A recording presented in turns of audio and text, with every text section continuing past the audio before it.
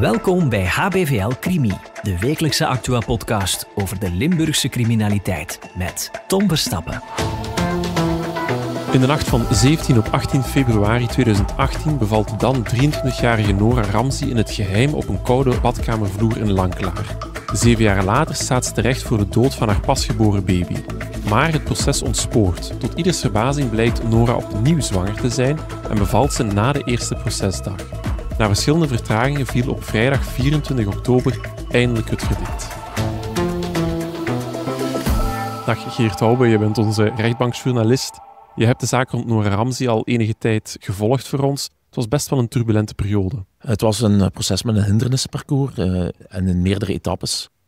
En nu, de laatste 3 dagen waren best wel pittig en emotioneel te noemen, ja. Ja, voordat we daar specifiek op inzoomen, misschien heel even kijken, wat gebeurde daar zoveel jaar geleden?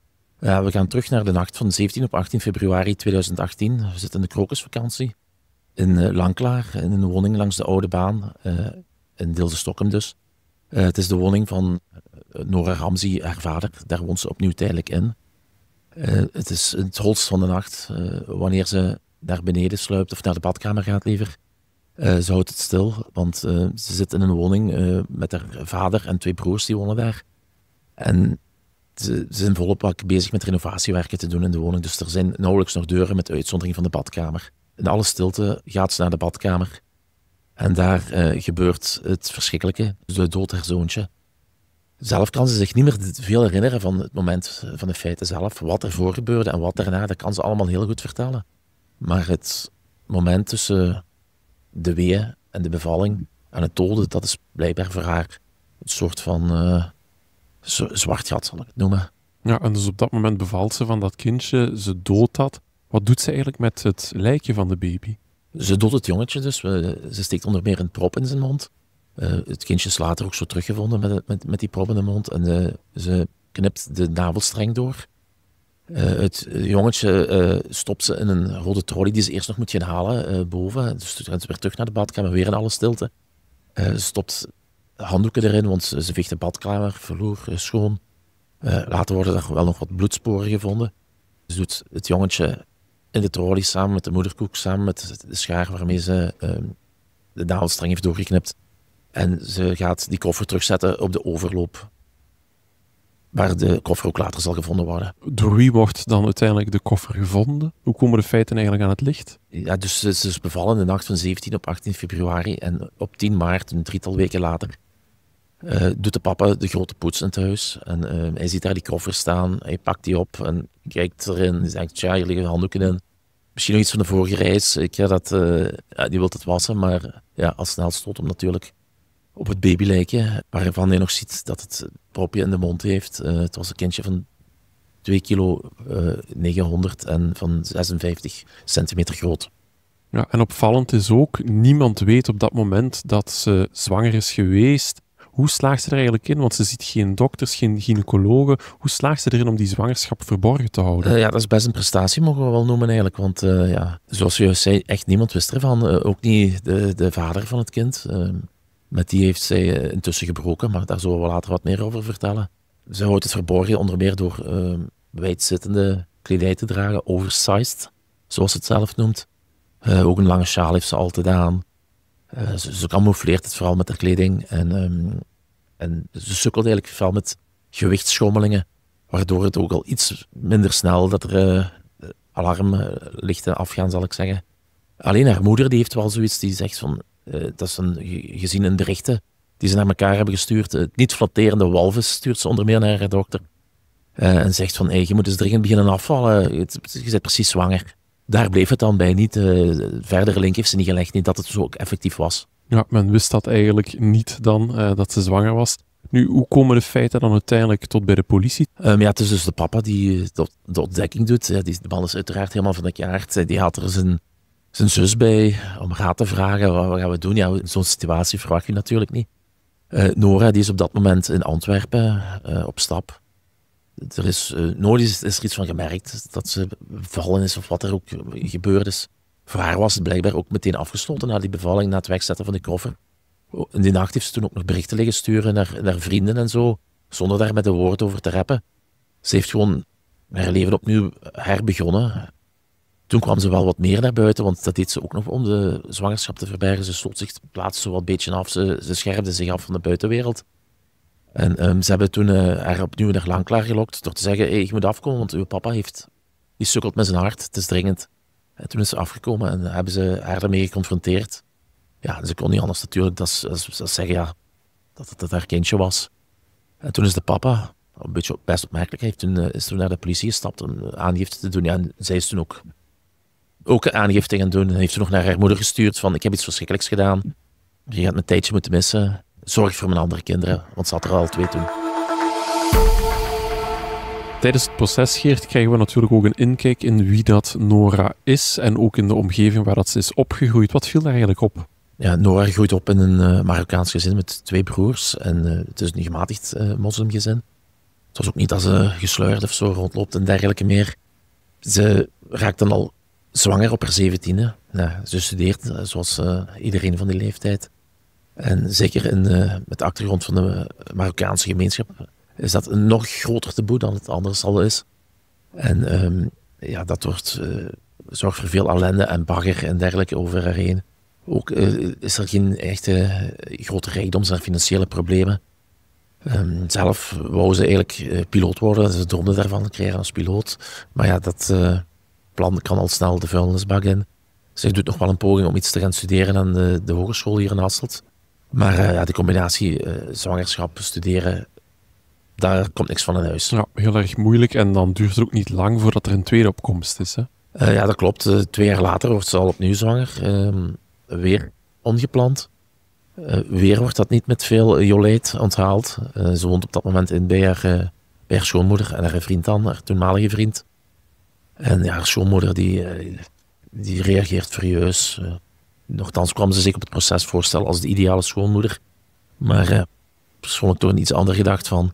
Ze smeet onder meer een foto van de echo in haar gezicht. En ja, wordt weer uitgescholden voor alles wat vies en vuil is. En dergelijke meer. Want er zijn dus wel financiële problemen. Maar blijkbaar komen er dan ook nog eens relationele problemen weer bovenop. De relatie tussen haar toenmalige partner, ja, dat is niet echt roze geur en maneschijn, hè? Nee, dat klopt. De man, er was op gealludeerd het proces dat hij hem nogal eens een scheve schaats reed. En ook losse handjes had en regelmatig iets wat klappen uitdeelde. Maar toch krijgen ze opnieuw een kind, 2 jaar na het eerste. Dus die zwangerschap is weer ongepland en wordt weer zonder al te veel enthousiasme onthaald. De schoonmoeder waar ze op dat moment in woont met haar vriend, die laat duidelijk merken dat dat niet wordt geapprecieerd. Die scheldt er de huid vol voor alles wat vies en vuil is. En ze krijgt ook de foto van de echo terug in haar gezicht gesmeten. Nee, dat is niet wat het moet zijn. Ja, geen gemakkelijke relatie. En dan loopt het ook wel mis in die relatie uiteindelijk, hè? Ja, dat klopt. Ze krijgt meermaals incasseert ze klappen. Zo ook in augustus 2017.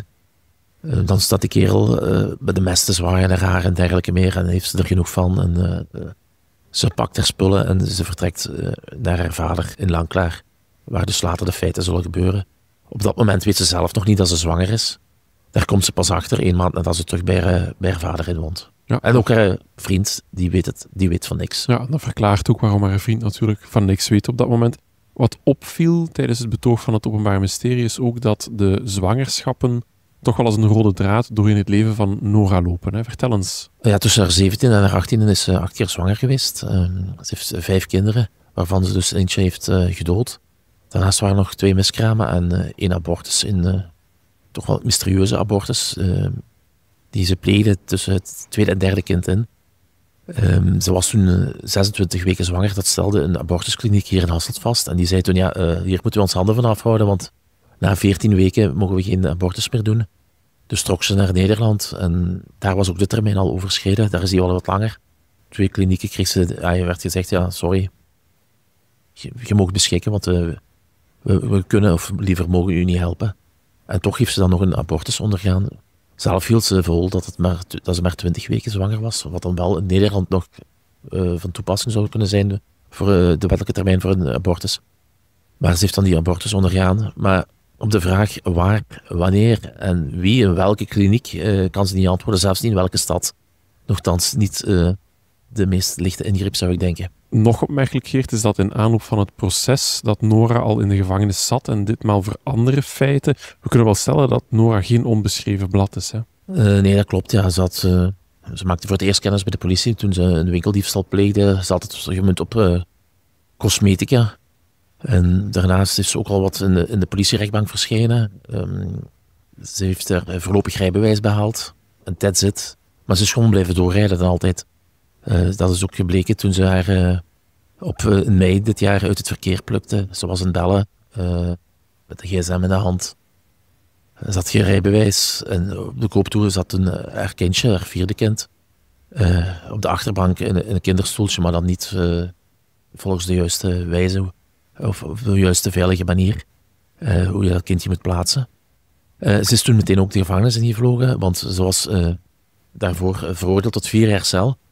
Omdat ze heeft een tijdje gewerkt als administratief bediende bij een bedrijf van katoengatie in de haven van Antwerpen. En daar heeft ze toen de code van een container verkocht. En die container die diende, dus je kunt het wel raden waarschijnlijk, die is gebruikt in verband met een drugstransport. En daar heeft ze dus 4 jaar cel gekregen, waarvan 2 jaar bij de uitstel. Dus je mag wel zeggen dat het geen onbekende is voor justitie. Geert, Nora, haar proces startte op 26 september, maar na 1 dag gebeurde er eigenlijk iets wat niemand voor mogelijk had gehouden. Hè? Wat is dat juist? Ja, dus opmerkelijk, heel opmerkelijk. Als je zou zeggen, dat is een filmscenario, dan zou ze zeggen, kom aan, weg ermee, dat is totaal ongeloofwaardig. Dus ze moest dus verschijnen in het Assisehof van Tongeren omwille van de doden van haar zoontje. En door een zwangerschap die ze al die tijd heeft verborgen gehouden. De eerste dag van het proces in Tongeren wordt ze ondervraagd. 2 uur lang staat ze recht, zo zich als een kranige dame vol. Beantwoordt haar de vragen.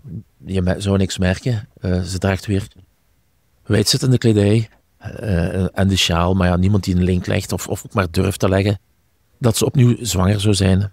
Want dat was ze dus. Die avond, of die nacht liever, kreeg ze buikpijn. Maar bleek dus weer te zijn in haar cel.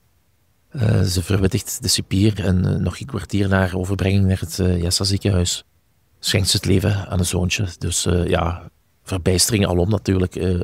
Hoe kan zoiets? Weer had niemand het opgemerkt. Ja, en dat is opmerkelijk natuurlijk. Iedereen zit daar dan dichtbij in de rechtszaal en toch ziet niemand dat. Hè? Geert, misschien belangrijk ook, hoe stelt het kind het? Het kindje stelt het goed. Het is toegewezen aan de biologische vader in Antwerpen, ook de nieuwe partner van Nora. Het is een meisje. Dat is nu het verblijft dus bij de papa. Ja, gelukkig maar. Nu, door de bevalling ligt het proces enige tijd stil. Er volgt een wrakingsverzoek. Hoe komt dat eigenlijk?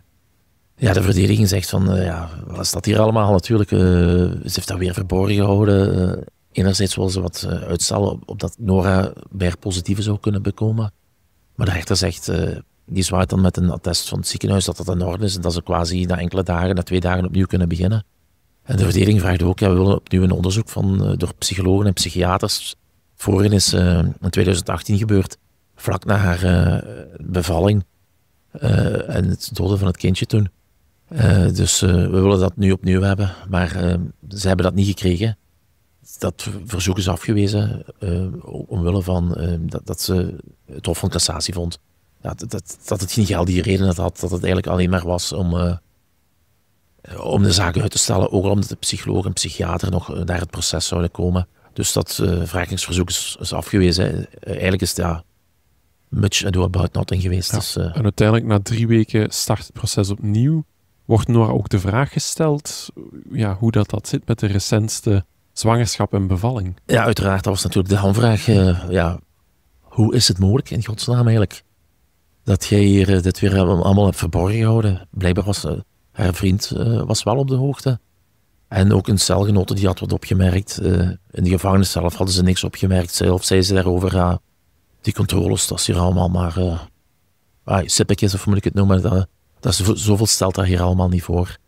En zij zei van, ik had het willen verzwijgen. Ik had uitgeteld, ondanks dat ze weer niet naar de gynaecoloog was geweest. dat het ergens in oktober zou moeten zijn, eind oktober, dat ik zou bevallen na het proces. Dan zou ik het wel wereldkundig hebben gemaakt, of moeten maken liever. Maar nu wou ik dat niet, want anders zouden alle ogen weer op me gericht staan en zouden ze ermee durven afkomen van je zit zwanger geworden om het proces uit te stellen en dergelijke meer. Dat was zo wat een uitleg en ze voegden er wel aan toe dat het, en gelukkig maar, dat het kindje deze keer wel gewenst was. Ja, en het is zoals je zelf zei, het komt bijna uit een slechte film, dat ze dan de dag na de eerste procesdag bevalt. Nu, je hebt Nora van dichtbij gezien, welke indruk maakte de vrouw? Ja, nog eens terug te komen naar die eerste procesdag, dat was een heel kranige vrouw, vond ik. Ook zeer wel bespraakt. Niemand die er iets van zag of zo. Strafval hoe ze zich daar gedroeg. Maar voor de rest antwoorden ze altijd wel goed op de vragen van de voorzitter en dergelijke. Maar emoties die zijn er niet echt veel geweest. Behalve als de mama kwam of een vriendin, dan greep ze eens naar de zakdoek. Maar als er beelden werden getoond van het overleden jongetje dat ze gedood heeft, gruwelijke beelden van het manneke, dan bewoog ze niet. Ze staarde voor zich uit richting de vloer. Dat was toch wel opmerkelijk. En ook bij de uitspraak was het eerder gelaten, emotieloos. Zo van, ik moet dit ondergaan, ik laat het maar op mij afkomen. Zo was het precies. Ja, en dan had je natuurlijk ook nog de passage van de psycholoog en de psychiater. Dat lijkt me deze ook wel een belangrijke passage. Wat hadden zij te vertellen? Het ging er vooral over zwangerschapsontkenning. Dat ze dat heeft gedaan. Dus dat is eigenlijk zowel verstand als haar emoties van elkaar heeft losgekoppeld. Dus ergens besefte ze wel dat ze zwanger was, maar emotioneel heeft ze het niet willen aanvaarden. Heeft ze het altijd verdrongen als het ware. En dat verklaart ook waarom ze zo het kindje toen in de koffer heeft gezet en de koffer heeft weggeplaatst. Want ze had eigenlijk evengoed die koffer ook, het is heel cru te zeggen, kunnen weggooien of dergelijke. Was er misschien nooit een zaak geweest zelfs, dat die zwangerschapsontkenning, daar werd dan wel heel veel op gehamerd. Ja, en uiteindelijk op vrijdag 24 oktober viel er dan een verdict. Wat sprak de rechtbank uit? Ze heeft 10 jaar cel gekregen voor doodslag, dus dat wil dus zeggen niet moord. Volgens de jury geen sprake van voorbedachtheid. Dat ze eigenlijk geen plan had. Dat het, meer in het moment zelf gehandeld is dan? Ja, dat ze toen haar geestestoestand niet optimaal was op het moment zelf. Dat het is gebeurd, dat ze een soort van waas leefde. Maar toch dat zij toch wel duidelijk genoeg besefte wat ze heeft gedaan. Want er is ook gezegd dat ze haar verantwoordelijkheid voor haar daden kon opnemen. Maar dat haar geestestoestand op dat moment wat vertroebeld was. En de verdediging had eigenlijk nog gehoopt om te zeggen dat haar geestestoestand zo zwaar was aangetast dat het buiten haar wil allemaal is gebeurd. Maar daar is de jury niet op ingegaan. Ja, de openbare aanklager gaf er ook een goed voorbeeld van. Van een zaak die vroeger is geweest. Dat was een vrouw die ook haar pasgeboren baby meteen een messteek begon toe te dienen. Maar die zei dan, hij is bezeten door de duivel en dergelijke. Dus dat hij bevangen was door een soort andere wil, zal ik het noemen. Maar dat was bij haar niet het geval. Bij haar was het meer het verhaal van de relationele problemen, de financiële problemen, al de ellende eigenlijk, waarom ze het jongetje gedood heeft. Ja, dat zijn eigenlijk een soort van verzachtende omstandigheden. Wat maak jij daar eigenlijk van? Er is wel rekening gehouden met verzachtende omstandigheden, want de maximumstraf voor zoiets, voor doodslag, is 30 jaar. Maar de jury heeft daar toch wel redelijk wat jaren van afgepitst. Er is onder meer rekening mee gehouden dat de overschrijding van de redelijke termijn, dat wil zeggen dat de zaak eigenlijk al heel lang aansleept, zonder haar toedoen eigenlijk, dat het dossier ergens stof heeft liggen verjaren, of dat de gerechtsgang wat vertraging heeft opgelopen zonder haar toedoen. Maar er is ook rekening mee gehouden dat ze schuld in zich heeft, dat ze daar spijt van heeft. En ook moeilijke, turbulente jeugdjaren met relatieproblemen, zal ik zeggen, en de financiële toestanden waar ze mee sukkelden allemaal. Tot slot, Geert, wanneer kan Nora vrijkomen? Ze kan ten vroegste, moet ik even nadenken, 18 januari 2027 kan ze een aanvraag indienen om onder elektronisch toezicht vrij te komen. En in juli van dat jaar, dus juli 2027, kan ze ook een aanvraag indienen om onder voorwaarden vrij te komen, dus zonder enkelband of zo. Ik herhaal wel, kan, dus het is nog niet zeker dat ze dat niet gaat krijgen. Dat hangt onder meer ook af van haar gedrag in de gevangenis, als ze daar het beest gaat uithangen, of de amputantrik, of wie weet wat nog allemaal, dan kan ze daar fluiten. Ja, Geerte komt overal dat het een bijzonder complexe zaak is, maar ook bijzonder triest. En dat Nora uiteindelijk 10 jaar cel krijgt voor deze feiten. Jij blijft alle assisezaken voor ons volgen en wil je thuis op de hoogte blijven van deze en andere zaken, dan kan dat via de HBVL-app. Dit was HBVL Crimi, de wekelijkse Actua-podcast over de Limburgse criminaliteit. Bedankt voor het luisteren. De credits van deze podcast vind je op hbvl.be of in de HBVL Nieuws-app.